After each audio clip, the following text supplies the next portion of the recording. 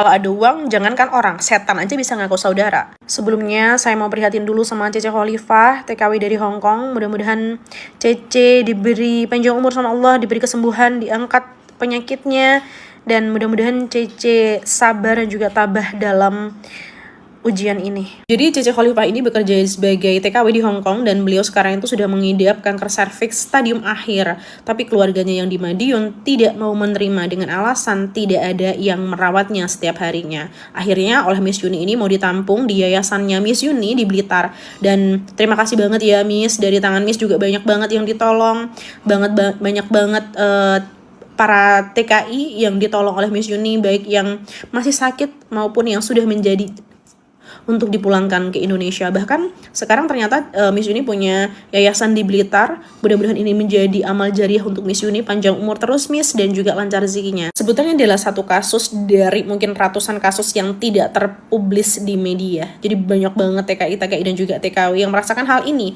Jadi mereka itu cuma dibutuhkan uangnya aja. Pas kita sakit atau ada apa-apa belum tentu keluarga mau menerima. Kalau masih punya orang tua, punya bapak ibu, mungkin bapak ibu boleh atau bisa menerima kita gitu, karena bagaimanapun kita adalah anaknya. Tapi kalau bapak ibu kita udah nggak ada, yang tersisa hanya keluarga, percaya guys, kalau kita nggak punya apa-apa, apalagi kita sakit, pasti lempar-lemparan. Yang ini nggak mau, yang itu nggak mau, dengan alasan sibuk lah, bekerja lah, ini itulah. Pada akhirnya nggak ada yang mau merawat kita kalau kita udah sakit. Tamparan buat kita semua, ini duka Cece Khalifah, duka kita semua. Yuk ubah mindset kita yuk.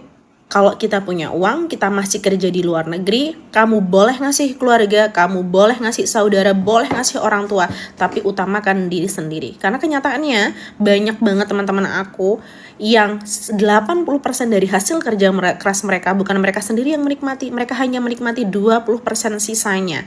Yang lainnya nggak tahu entah kemana. Kita nggak tahu sampai kapan kita sehat, kita nggak tahu sampai kapan kita di luar negeri, tapi yang pasti suatu hari kita akan pulang.